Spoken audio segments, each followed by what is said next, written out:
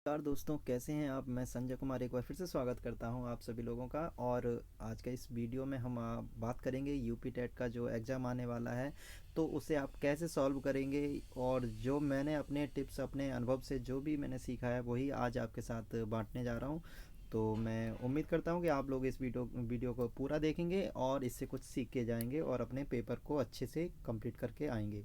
तो चलिए पहले तो हम बात कर लेते हैं आपके स्वास्थ्य से संबंधित। तो अभी के टाइम पे आप सभी जानते हैं कि अभी हमारे सामने दो बड़ी समस्याएं हमारे सामने मौजूद हैं। पहली तो है सर्दी, और सर्दी के साथ साथ सर्दी से बचने के लिए आप क्या कर सकते हैं, आप अपने घरों में रहिए, जहाँ ज़रूरत ना हो वहाँ ना जाइए और कपड़े पहनिए। और अगर घर में कोई पालतू जानवर है तो आप उसका विशेष तौर से ध्यान रखिए। अब सेकंड बात करते हैं ओमिक्रॉन की। तो ओमिक्रॉन का भी कहर सब जगह है। आप लोगों को अखबारों के द्वारा या मीडिया के द्वारा आपको ये पता चलता रह रहा होगा कि अभी इसका जो इसकी महामारी की जो समस्या है वो विकट रूप धारण करती जा रही है। तो इससे बचने के लिए आपको करना यही है कि सरकार द्वारा जो चलाई जा रही जो नीतियां हैं उसको आप लोगों को अपनाना है। अपने दोनों ही वैक्सीन के दोनों डोज को आप कंप्लीट करा रखिए। मैं आशा करता हूँ आप सभी लोगों ने करवा लिए हैं, लेकिन फिर भी आपके घर में अगर कोई व्यक्ति ऐसा बचा हुआ है जिसने अभी दोनों डोज पूरे नहीं किए तो वो अपने डोज को कंप्लीट कराइए ताकि आप सुरक्षित रहें। और कभी इससे बचाव क्या है कि अगर कभी रोग से आप ग्रसित भी होते हो, ओमिक्रॉन आपको घेरता भी है, तो आप उतना आपको इससे ज़्यादा परेशानी नहीं होगी, आप हॉस्पिटलाइज नहीं होंगे। तो ठीक है, मास्क लगाइए, सैनिटाइजर रखिए अपने पास अगर कहीं बाहर जाना है तब। और यदि आप घर के अंदर हैं तो आप अपना सुरक्षा खुद ही कर सकते हैं। तो ये छोटे छोटे काम अपना के आप अपनी सेहत का ख्याल रख सकते हैं। और साथ ही साथ अगर आपके घर में बड़े बुजुर्ग हैं तो आप उनका भी ध्यान रखिएगा। ठीक है जी। तो चलिए आज हम बात करते हैं यूपी टेट की परीक्षा से संबंधित। तो मैं आशा करता हूँ सभी लोगों ने अपने एडमिट कार्ड तो सबसे पहले डाउनलोड कर ही लिए होंगे। सभी ने अपने सेंटर्स का पता कर लिया होगा कहाँ पर सेंटर हैं, और उन सेंटरों के साथ जो नियम बंधे हुए हैं वो भी आपने पढ़ लिए होंगे। तो आप जब सेंटर पे जाएं उससे पहले जो आपके लिए ज़रूरी अनिवार्य चीज़ें हैं वो साथ लेके जाएं। अपनी आईडी प्रूफ हो गया, और आपके फाइनल ईयर का स्कोर कार्ड, जैसे कि अगर बीटीसी किया तो बीटीसी का प्रमाण पत्र, और यदि आपने बीएड किया हुआ है तो आप बीएड के प्रमाण पत्र को अपने साथ लेकर जाइए। तो चलिए हम अब बात करते हैं कि आप पेपर के दौरान किन किन बातों का ध्यान रखें ताकि आपका पेपर अच्छे से हो। यहाँ पे एक पेपर है जो कि है सन 2019 का, ये प्रथम पाली का है, फर्स्ट पेपर है। और ये इसका जो बुकलेट संख्या थी वो बी थी। तो हम इसी के ऊपर चर्चा करेंगे। मैं आपको समझाऊंगा कि अगर आपके सामने पेपर आता है तो आपको कैसे हल करना है। सबसे पहली बात तो ये कि ये 2.5 घंटे का पेपर है और ये 150 मार्क्स का है। तो चलिए इसमें सारे इंस्ट्रक्शन आप पढ़ लेंगे, उस समय इतना समय मिलता है कि आप पूरे इंस्ट्रक्शंस को, दिशा निर्देशों को पढ़ पाएँ। तो सारे साफ साफ लिखा हुआ है, 5 भागों में डिवाइडेशन है ये क्वेश्चन पेपर।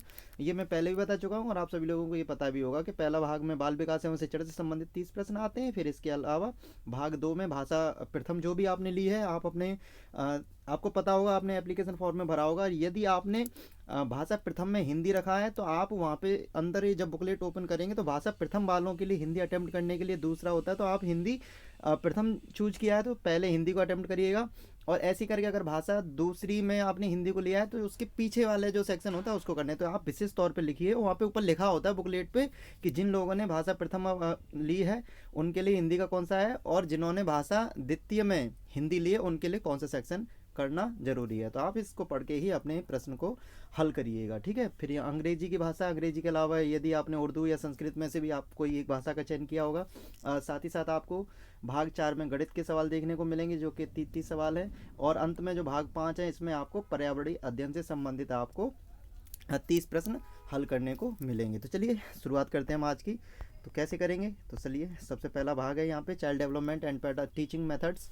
तो क्या क्या लिखा है देखिए। सबसे पहला प्रश्न है, हम बात करेंगे प्रश्न के हलों के बारे में, और जहाँ तक संभव है आज ये वीडियो में 1 या 2 सेक्शन हल करते हैं। सभी संभव हो पाया तो मैं पूरा वीडियो भी कवर कर सकता हूँ और नेक्स्ट वीडियो फिर भी बना सकते हैं। ठीक है। तो चलिए आज देखते हैं कितना हम इस वीडियो में कवर कर पा रहे हैं। ठीक है। तो सबसे पहली बात, तो सबसे पहला प्रश्न क्या लिखा है यहाँ पे, यहाँ लिखा है कि यदि सबसे पहला काम तो ये, प्रश्न को आप आराम से तसल्ली से पढ़ें ताकि आपको प्रश्न समझ में आ जाए। और यूपी टेट के जो सवाल होते हैं वो फैक्ट वाइज होते हैं। फैक्ट मतलब आपको फैक्ट पे ही जाना है, ज़्यादा अंदर डीपली नहीं घुसना है। ठीक है जी।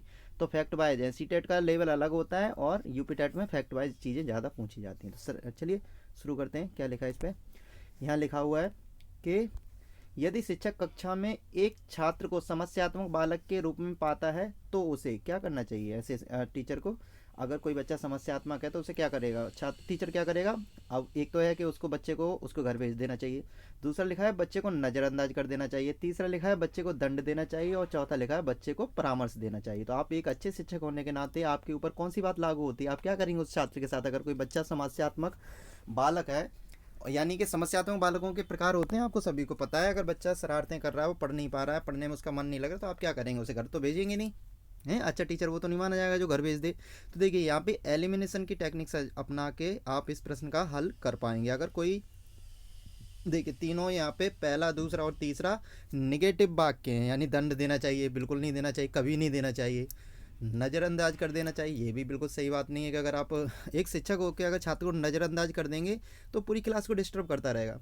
ऐसे ही पहले विकल्प पे लिखा है तत्काल घर वापस भेज देना चाहिए, तो ये तो कोई समाधान नहीं है। बच्चा घर से पढ़ने के लिए आपके पास आया है और आप फिर से उसे घर पे नहीं भेज सकते, तो इसका सही आंसर क्या होगा?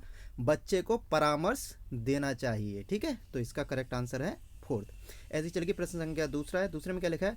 पाठ्य सहगामी क्रियाएं मुख्यतः संबंधित हैं। पाठ्य सहगामी क्रियाओं को हम लोग इंग्लिश में को करिकुलर एक्टिविटीज़ के नाम से भी जानते हैं। तो ये क्या होती हैं? आप लोगों को सभी को पता है, आप क्लास फर्स्ट से लेके 12वीं तक आपने या ग्रेजुएशन तक आप स्कूलों में कॉलेजों में रहे हैं, तो वहाँ पे पढ़ाई के साथ साथ आपको एक्स्ट्रा गतिविधियों में भाग लेने के लिए कहा जाता है। जैसे कि आप किसी गेम्स का पार्ट हिस्सा बन सकते हैं। गेम्स के साथ साथ आपके यहाँ पे कल्चरल एक्टिविटीज़ होती हैं। ठीक है, जैसे वाद विवाद प्रतियोगिता हो गई है ना, कोई कंपटीशन हो गया, किसी पोएम राइटिंग कंपटीशन हो गया।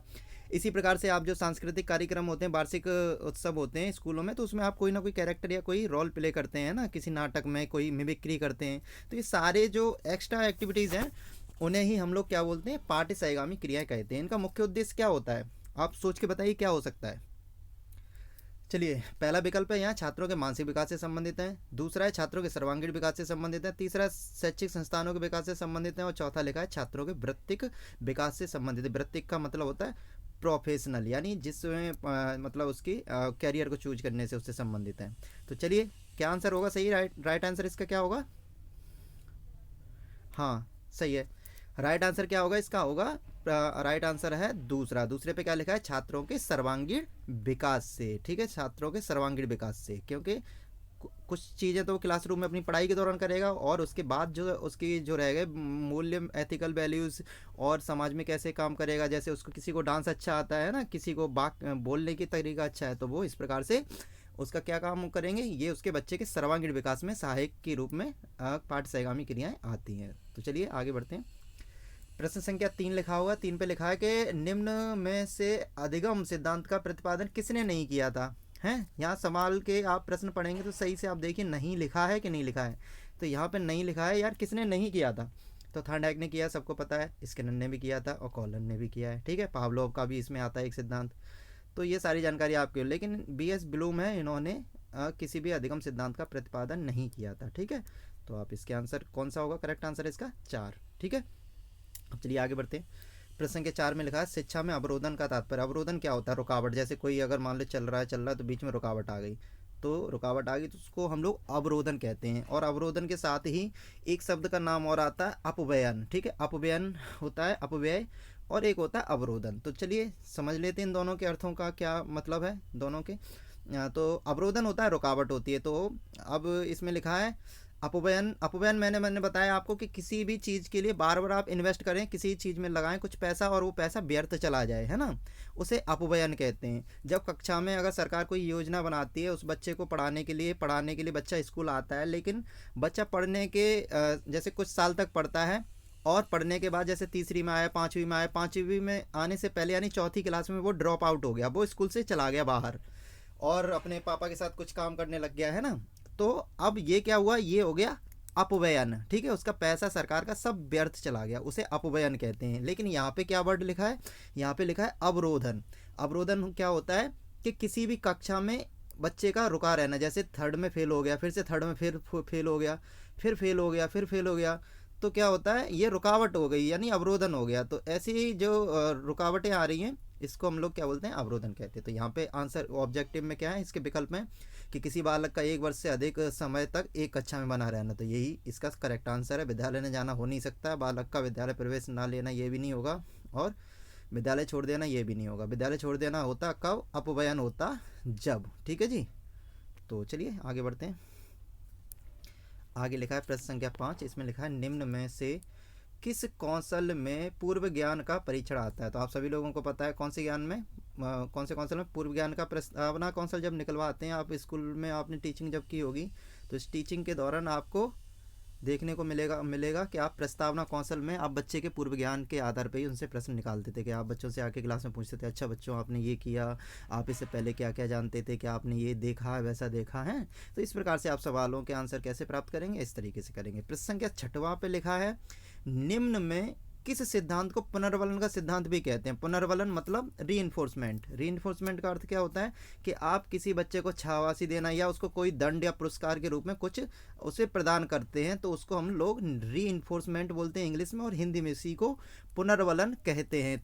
पुनर्वलन का अर्थ क्या है कि आप उसको फिर से पुश कर रहे हैं कुछ नया काम करने के लिए। बच्चा, जैसे कि किसी बच्चे ने कुछ अच्छा काम किया, जैसे कि आपको पता है अगर कोई बच्चा अच्छा कार्य करता है, जैसे कि उसने आपसे सच बोल दिया, आपने पूछा कि बेटा ये बताइए कि घर में चोरी किसने की थी, तो उस बच्चे ने अगर बाय द वे चोरी की है, 5 रुपये 2 रुपये निकाले हैं, और आपने बोला, उसने बता दिया कि भाई मैं मम्मी मैंने चोरी हो गई, मुझसे चोरी की गई है, तो आप उसको पुरस्कार स्वरूप इनाम बोलेंगे बेटा गलत बात होती है चोरी करना, और नेक्स्ट टाइम आप ऐसा नहीं करेंगे, और इसके बदले में चलो शाबाश, हम आपको इस बार दंड नहीं दे रहे हैं, ये 2 रुपये आपने किए आप लो और अपने खर्चे में ले आओ, ये अपना जो टॉफ़ी खरीद लेना, लेकिन आपको मान नहीं रहे। तो ये क्या हो गया?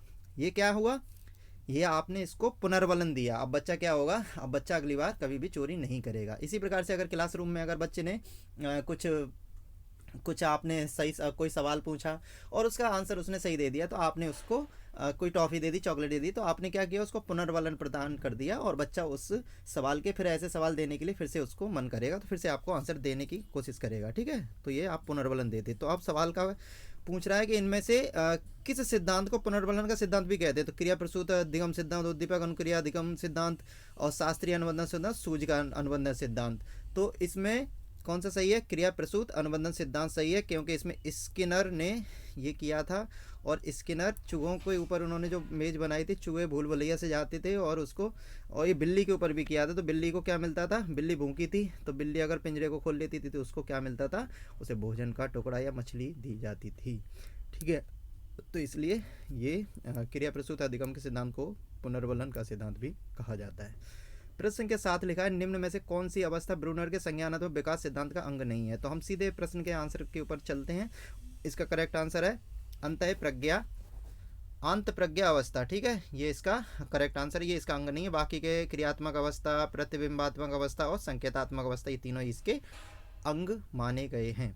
अब बात करते हैं मॉरिसन के बारे में। तो मॉरिसन आपको देख लेना, मॉरिसन और ये क्या नाम है, ब्रूनर की अवस्था है, संज्ञानात्मक अवस्था ब्रूनर, और मॉरिसन ने बोध स्तर के शिक्षण प्रतिमान में, मतलब इन दोनों को आपको पढ़ के जानने का है। ठीक है, ये वेरी वेरी इंपॉर्टेंट है। अगर आप पे इससे सवाल जुड़ा हुआ आया तो आप कन्फ्यूजन में नहीं आएंगे और आप प्रश्न को हल कर पाएंगे। तो चलिए, इसका बोध स्तर क्या होता है? किसी बच्चे की अंडरस्टैंडिंग लेवल, मतलब कहाँ से उसको याद होता है, शुरुआती चरण क्या होते हैं याद करने की। तो मॉरिसन के अनुसार ये शुरुआती चरण है, हम अपने दिमाग को यहाँ पे नहीं दौड़ाएंगे। ठीक है, आप बिल्कुल नहीं जानते हैं तो भैया दिमाग को दौड़ा सकते हैं, लेकिन मॉरिसन को आपको पढ़ के जाइएगा। ठीक है, तो यहाँ पे पहला चरण क्या होता है? सबसे पहला मॉरिसन में होता है खोज करना, किसी चीज़ के बारे में एक्सप्लोरेशन करना। अगर छात्र है तो पहले क्या करेगा? खोजेगा किसी आंसर को, खोजने के बाद फिर वो प्रस्तुतिकरण करता है। ठीक है, और शिक्षण प्रतिमान है, शिक्षण प्रतिमान मतलब टीचर के लिए है। ठीक है, तो सबसे पहले टीचर खोज करेगा, फिर उसका प्रस्तुतिकरण करने वाला है टीचर।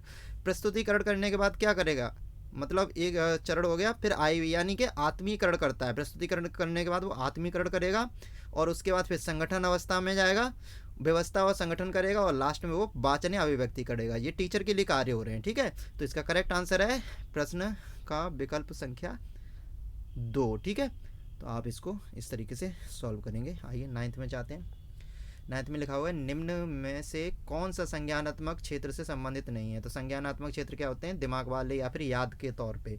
तो ज्ञान भी याद के तौर पे ही होता है, बोध भी ये ज्ञान याद या फिर दिमाग अंडरस्टैंडिंग के लेवल पे ही माना जाता है।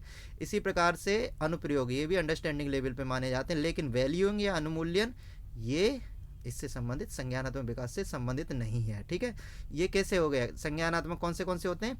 साइकोमोटर हैं, तो 3 तरीके के होते हैं। साइक्रो, इसमें देखो क्या क्या लिखा है, कॉग्निटिव है यानी दिमाग से संबंधित, तो दिमाग में ज्ञान आता है, उसके एप्लीकेशंस आ गई और अंडरस्टैंडिंग लेवल आ गई। लेकिन अनमूल्यन यानी वैल्यूइंग, मतलब किसी चीज़ का वैल्यू, मतलब वो दिमाग के काम नहीं होते, तो इसका सही संबंधित जो नहीं है वो है अनमूल्यन। ठीक है जी, अब आगे बढ़ते हैं।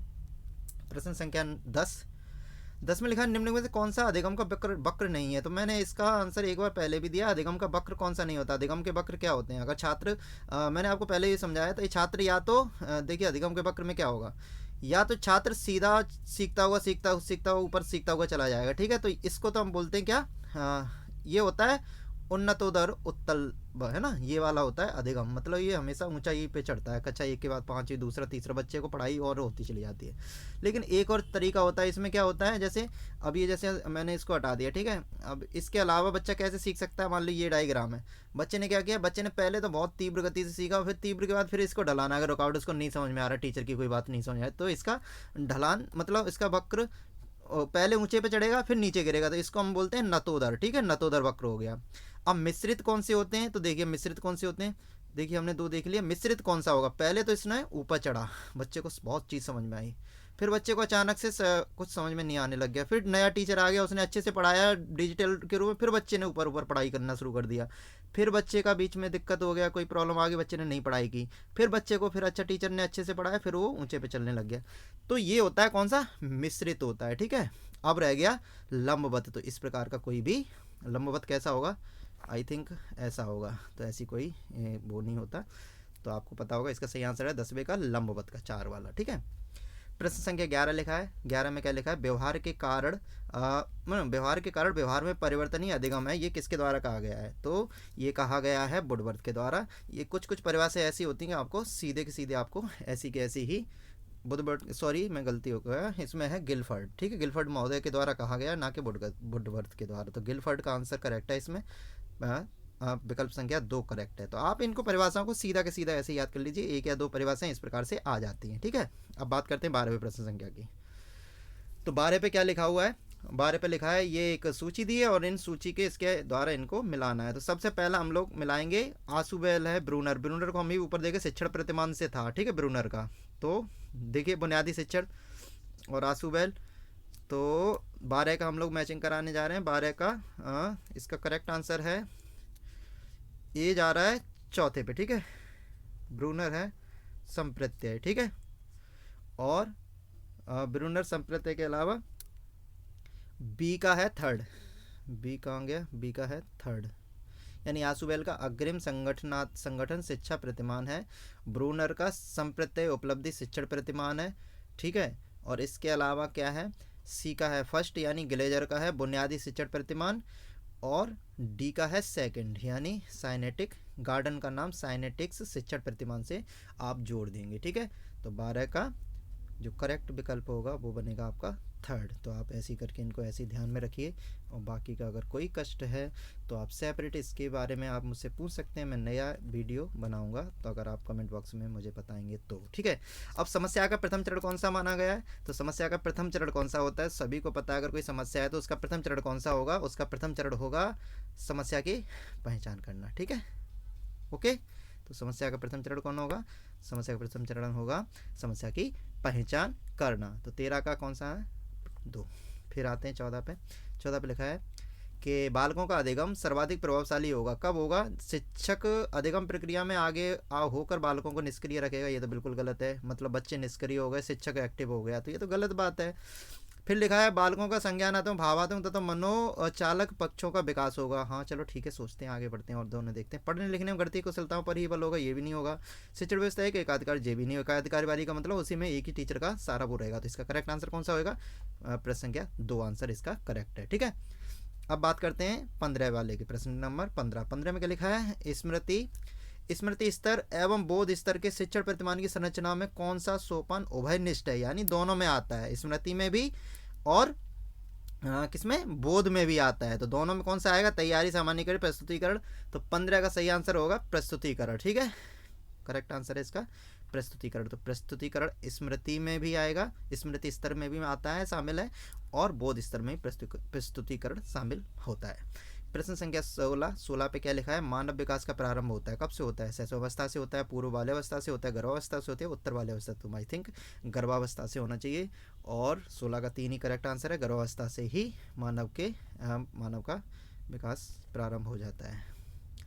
प्रश्न संख्या 17 में लिखा है द कंडीशनिंग ऑफ लर्निंग, ये पुस्तक के जो लेखक हैं, द कंडीशनिंग ऑफ लर्निंग, इसका करेक्ट आंसर है R.M. गेने। ठीक है, R.M. गेने, और आप इसको याद रखिएगा। ठीक है, आगे प्रश्न आएंगे। अब प्रश्न संख्या 18 है, मुझे नहीं लगता ये किसी के मतलब किसी को नहीं आता होगा, सभी जानते होंगे। किशोरावस्था बड़े संघर्ष, तनाव, हमला एवं विरोध की अवस्था रही है। तो ये कथन है स्टैनले हॉल का, ये कई बार पूछा गया है और आप इसको याद करके ही जाएंगे। ठीक है जी। सूक्ष्म शिक्षण के भारतीय प्रतिमान में कुल कितना समय लगता है, तो आप इसको याद रखिएगा। भारतीय प्रतिमान में इसका जो कुल समय लगता है उसका अवधि होती है 36 मिनट की। ठीक है जी, तो 36 मिनट आप ऐसे कैसे आप इसको याद रखेंगे। ठीक है जी। अब बात करते हैं हम प्रश्न संख्या 20 की। तो 20 में क्या लिखा हुआ है, 20 में लिखा है कि सीखने का पठार सीखने की प्रक्रिया के मुख्य अभिलक्षण हैं जो उस स्थिति को प्रकट करते हैं जिसमें सीखने की प्रक्रिया में कोई उन्नति नहीं होती है। ये कथन किसका है, तो ये कथन है किसका, इसे है रॉस का। किसका, ये कथन है रॉस का। अब बात करते हैं प्रश्न संख्या 21 की। एनिमल इंटेलिजेंस पुनर्वलन की अनुसूची, देखिए पुनर्वलन की अनुसूची स्किनर, देखिए बिल्कुल इजी है। सारगर्भिता का नियम यानी कि लॉ ऑफ प्रेग्नेंस, और अनुकूलन किससे संबंधित होगा, पियाजे से संबंधित होगा। तो डी का सेकंड से मिला लेते हैं, चलिए ट्राई मारते हैं।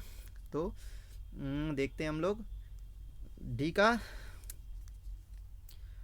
अनुकूलन को हम लोग किससे, पियाजे से जोड़ेंगे। ठीक है, यानी डी का सेकंड। तो डी का सेकंड देखिए इसमें है और इसमें है, तो ये हम मानते दूसरा और चौथा तो बिल्कुल ही नहीं होगा। अब रह गया तीसरा और पहला। तो एनिमल इंटेलिजेंसी ये थर्ड आई थिंक ए का है थर्ड, हाँ ए का थर्ड है, और इसका जो करेक्ट आंसर है 21 का वो है वन, थर्ड का है इंटेलिजेंसी, एनिमल इंटेलिजेंसी। और पुनर्वलन की अनुसूची, पुनर्वलन के बारे में स्किनर ने ही ज़्यादा बात की थी, तो बी का होगा IB। ठीक है, बी का IB है। और सी पे सारगर्भिता का नियम, तो फर्स्ट है, यानी गेस्टाल्टवादी जो होते थे, गेस्टाल्टवादी क्या कहते थे कि सारी चीज़ें टुकड़े टुकड़े में बच्चे को ना सिखा के उसके सामने सम्मुख एक साथ सारी चीज़ें रख दीजिए और बच्चा अपने हिसाब से उसमें समझदारी दिखा के अपने उसको समस्या के हल तक पहुँच जाएगा। तो ऐसा गेस्टाल्टवादियों का विचार था। ठीक है, आगे बढ़ते हैं 22 पे देखते हैं। विकास कभी ना समाप्त होने वाली प्रक्रिया है, और ये कथन किससे संबंधित है, ये कथन दिया विकास कभी ना समाप्त होने वाली प्रक्रिया है। तो इसमें विकल्प है निरंतरता का सिद्धांत, एकीकरण का सिद्धांत, अंतःक्रिया का सिद्धांत, या अंतः संबंध का सिद्धांत। तो सभी को पता है ये होगा निरंतरता का सिद्धांत। किसका, निरंतरता के, कंटिन्यूसली, प्रिंसिपल ऑफ कंटिन्यूटी। ठीक है, आगे बढ़ते हैं 23 के बारे में। यहाँ पे देखिए संविधान से संबंधित एक सवाल दे दिया कि संविधान के किस संशोधन से शिक्षा एक मौलिक अधिकार बन गई। तो किससे बन गई शिक्षा एक मौलिक अधिकार, तो सभी को मालूम है शिक्षा बनी 86वें संविधान संशोधन से, 86वें संविधान संशोधन के द्वारा शिक्षा क्या बन गई, एक मौलिक अधिकार बन गई। ठीक है, और आपके लिए कमेंट बॉक्स में आपके लिए प्रश्न है, ये संविधान संशोधन किस ईयर में लागू किया गया था, तो आपको इसका ईयर बतानी है। ठीक है, और देखते हैं, आप लोग रिवाइज करिए और इसके ईयर को मुझे कमेंट बॉक्स में जरूर लिख के बताएंगे।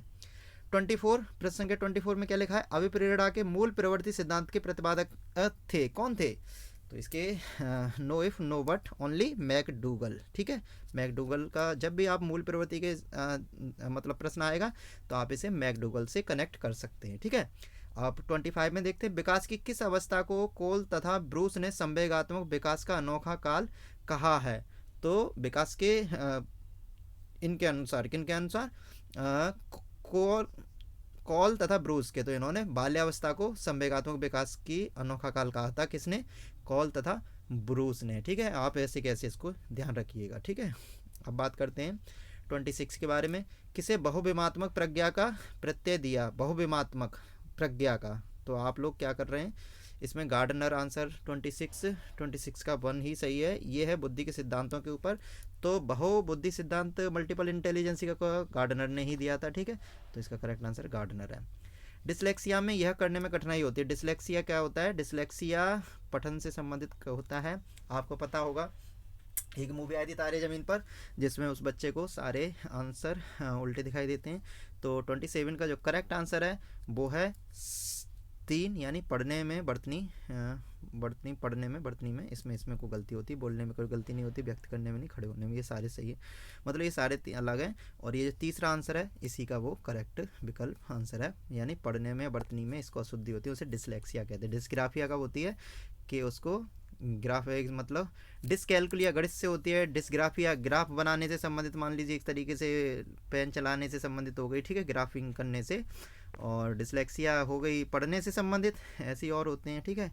तो आप इन सब की लिस्ट एक बार मैं बता दूंगा, आप उनको चेक कर लेना, इसके बाद ही सही हो जाएगा। अब बात करते हैं 28 की। निम्न में से क्या समावेशी कक्षा में शिक्षक की भूमिका नहीं है? तो समावेशी कक्षा क्या होती है? जिसमें हम हर प्रकार के छात्र को एक साथ पढ़ाते हों, ठीक है, चाहे उसमें किसी प्रकार से विशिष्ट बालक हों या नॉर्मल छात्र हों, तो सभी को एक तरीके से आप पढ़ाएंगे तो उसको हम लोग क्या बोलते हैं? समावेशी कक्षा कहा जाता है।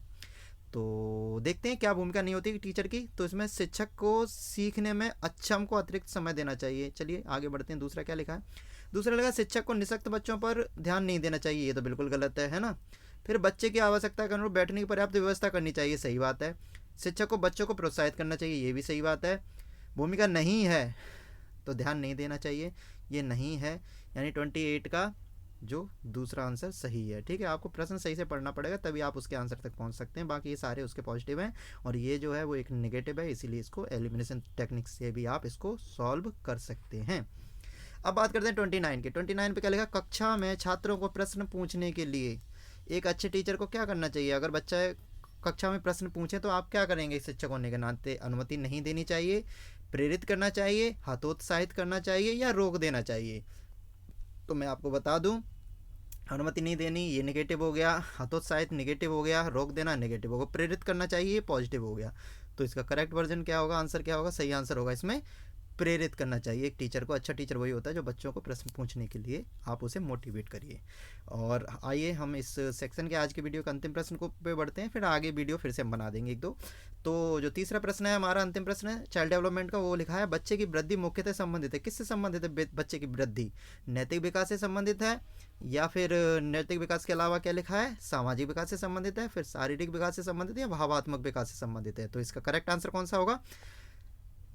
वृद्धि क्या होती है? वृद्धि आपको पता है ना, वृद्धि जो हम नाप सकें, ठीक है। विकास क्या होता है? विकास को हम नाप नहीं सकते पर वो दिखाई देता है। जैसे कि मान लो कोई बच्चा आज बाल्यावस्था से प्रौढ़ावस्था में आ गया तो अब कैसे नापेंगे? वो नाप नहीं सकते। लेकिन बच्चे की वृद्धि को किस में आएगा? कौन सी कैटेगरी होती है? बच्चे की वृद्धि होती है शारीरिक विकास से, ठीक है। यानी किसी बच्चे की वृद्धि होगी तो हम कैसे पता कर पाएंगे? क्योंकि उसकी शारीरिक विकास होगा। उसकी लंबाई अगर 3 फुट का है तो 4 फुट का हो जाएगा, है ना।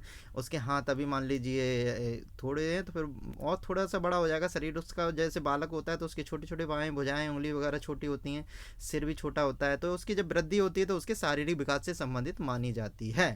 तो चलिए आज का वीडियो हम यहीं समाप्त करते हैं। मैं आशा करता हूँ आप लोग इस वीडियो को कुछ सीखे होंगे, इससे समझ विकसित की होगी। और आप इस पेपर को सॉल्व जब करेंगे तो आपको मेरे कुछ जो दिए गए टेक्निक्स हैं इसका उपयोग करेंगे। आप डरेंगे बिल्कुल नहीं। क्लासरूम में कभी भी कक्षा में बैठते समय, पेपर हल करते समय बिल्कुल भी अपने मन में डर को लेकर नहीं आना है। आप पे प्रश्न आए या ना आए, आप उस प्रश्न के साथ समझें उसको बैठ के और देखिए। कभी भी एक दूसरे को इधर उधर जो भी चल रहा है माहौल उस पर ध्यान मत दीजिएगा। आपका पूरा फोकस आपके पेपर पे होना चाहिए, आपके प्रश्न के साथ होना चाहिए। जितना आप प्रश्न को समझेंगे उसके आंसर तक पहुंचने का आपका निर्णय उतना ही आसान हो जाएगा। कभी कभी हम प्रश्न के नज़दीक होते हैं और कई प्रश्नों में उसके आंसर छुपे होते हैं। और यूपी टेट तो स्पेशली यही है, फैक्ट वाइज सवाल आते हैं। आप जितना इसको दोहरा लेंगे फैक्ट टू फैक्ट ही आंसर पूछता है। तो चलिए नेक्स्ट वीडियो में फिर मिलते हैं हम आपसे। तब तक के लिए आप अपना ध्यान रखिए, मस्त रहिए, खुश रहिए और अपना और अपने परिवार का ध्यान रखिए। जय हिंद, जय भारत।